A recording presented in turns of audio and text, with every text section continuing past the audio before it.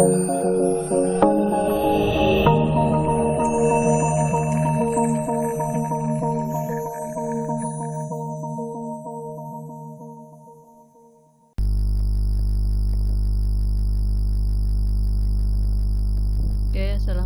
warahmatullahi wabarakatuh. Baiklah, di sini saya akan melanjutkan materi mata kuliah analisa sistem informasi akuntansi, yang mana dalam pertemuan ini kita sudah memasuki pertemuan ke-12 ya. Nah, di dalam pertemuan ke-12 ini saya akan membahas mengenai materi tentang audit terhadap teknologi informasi itu tersendiri ya.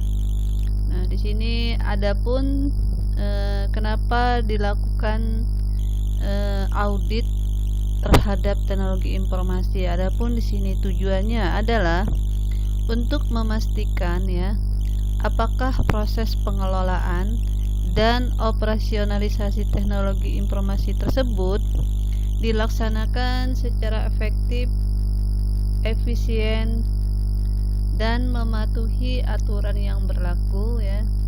Kemudian serta dapat menghasilkan informasi yang dapat diandalkan ya, yang mana bisa dijaga kerahasiaannya, keutuhan dan kesediaannya ya. Kemudian ruang lingkup dalam audit manajemen operasional teknologi informasi terdiri dari satu, pengembangan sistem ya. Kenapa harus dilakukan pengembangan sistem? Karena sistem ini akan setiap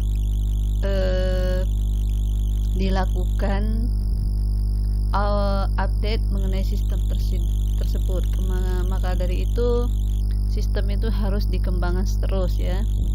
Kemudian dua, pengelolaan layanan teknologi informasi ya, di mana pengelolaan layanan ini apakah sesuai dengan permintaan terhadap layanan sistem tersebut ya. Kemudian tiga, operasionalisasi teknologi informasi tersebut yang mencakup server dan infrastruktur ya. Dan yang keempat, pemilihan solusi teknologi tersebut ya. Pemilihan solusi teknologi tersebut, kenapa kita memilih teknologi tersebut ya? Biasanya kita memiliki alasan ya, kenapa sesuai tidak dengan kebutuhan yang dibutuhkan ya. Kemudian pengelolaan sumber daya manusia terhadap teknologi informasi tersebut ya. Nah, pengelolaan sumber daya manusia ini sangat penting ya, karena akan berpengaruh terhadap sistem tersendiri. Jika penggunaan teknologi informasi itu kurang memahami ataupun kurang paham terhadap teknologi yang digunakan ya. Dan yang keenam adalah pengelolaan keamanan ya. Ini pengelolaan keamanan sangat penting ya, untuk menjaga keamanan dari gangguan-gangguan ya terhadap teknologi informasi tersebut. Itu sangat perlu dikelola ya. Kemudian pengelolaan resiko teknologi ya, kita sudah tahu apakah yang terjadi pada resiko teknologi tersebut ya. Kemudian pengelolaan kualitas dari teknologi tersebut ya. Jadi itu adalah ruang lingkup audit manajemen ya, yang sangat penting kita jaga ya. Kemudian di sini pengendalian input data ya. Apa sih pengendalian input data? Itu adalah memastikan berbagai transaksi valid dan akurat dan lengkap ya. Setiap ada inputan, kita lihat apakah yang kita input itu sesuai yang kita input atau tidak ya. Kemudian berbagai prosedur input data dapat dipicu oleh dokumen sumber ya. Jadi setiap kita menginput input data tersebut, harus acuannya mengarahkan kepada dokumen sumber ya. Nah, di mana dalam pengendalian input itu terdiri dari satu, pengendalian dokumen sumber, kemudian pengendalian pengolahan data, dan ketiga adalah pengendalian validasi, dan yang keempat adalah pengendalian kesalahan input, dan keenam adalah pengendalian sistem input data umum ya. Nah, di dalam pengendalian input ini sangat penting sangat penting dalam pengendalian dokumen tersebut, kemudian pengolahan ya, dan lain satu, pengendalian dokumen sumber ya. Apa yang perlu dikendalikan dalam dokumen sumber tersebut? Yaitu kita sangat berhati-hati ya, karena sering terjadi penipuan dalam dokumen sumber tersebut. Misalnya memanipulasi, dapat memindahkan aset ya terdiri dari perusahaan tersebut. Contohnya di sini seorang yang melakukan akses ke pesanan pembelian dan laporan penerimaan dapat membuat transaksi pembelian ke pemasok yang sifatnya fiktif dan tidak nyata ya. Itu dari adanya pengendalian dokumen sumber. Nah, kemudian prosedur pengendalian atas dokumen sumber dengan memperhitungkan setiap dokumen seperti menggunakan sumber dokumen yang diberi nomor terlebih dahulu ya. Jadi setiap dokumen itu harus ada nomor akunnya ya. Kemudian dokumen sumber harus dibuat secara otomatis melalui sistem tersebut supaya menghindari terjadi hal-hal pengubahan dalam setiap dokumen ya. Yang ketiga adalah menggunakan dokumen sumber secara berurutan ya. Itu harus kita lakukan ya. Hal ini memerlukan penjagaan keamanan fisik yang memindai atas berbagai file dokumen sumber di lokasi pengguna ya. Nah, mengaudit dokumen sumber secara berkala. Kenapa harus kita audit? Untuk merekonsiliasi urutan angka tersebut ya. Kemudian melakukan identifikasi berbagai dokumen sumber yang hilang ya. Secara berkala auditor harus membandingkan berapa jumlah dokumen yang digunakan dengan yang tersisa di dalam file tersebut ya.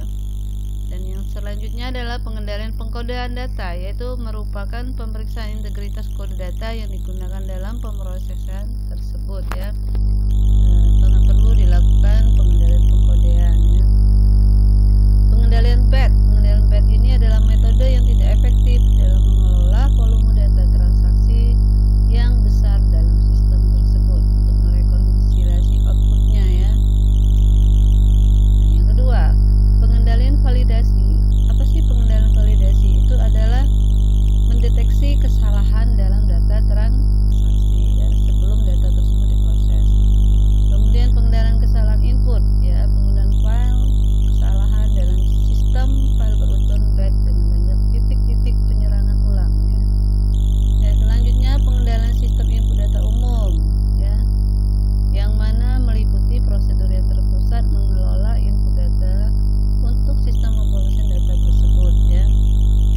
Di antaranya memberi 3 kelebihan dari pengendalian sistem input tersebut, yaitu GDIS itu memperbaiki pengendalian dengan membuat sebuah sistem yang sama dan melakukan validasi data. Kemudian GDIS memastikan bahwa aplikasi yang menggunakan standar secara konsisten untuk validasi tersebut. Kemudian GDIS memperbaiki efisien pengembangan sistem tersebut ya. Terakhir pengendalian komunikasi ya, yang mana dalam pengendalian komunikasi data ini ada pengendalian komunikasi data dapat diarahkan beberapa hal-hal, yaitu batch logging in tracking, yang mana review ini diarahkan pada teknik pencatatan dan pentafsiran batch yang mencakup perhitungan batch control total ya. Kemudian review atas verifikasi terhadap batch control ya.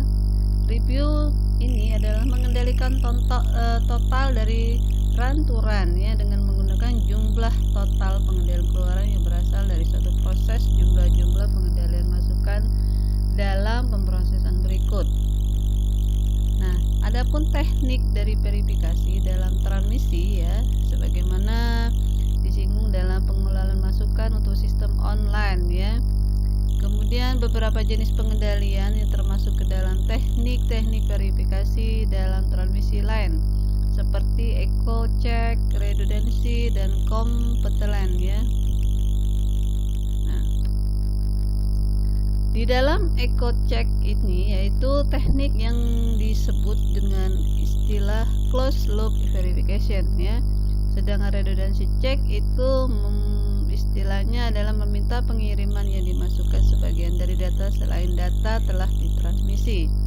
Kemudian completeness ini yaitu pengujian kelengkapan data yang dilakukan terhadap setiap transaksi transaksi ya, untuk membuktikan bahwa semua data yang diperlukan telah dimasukkan.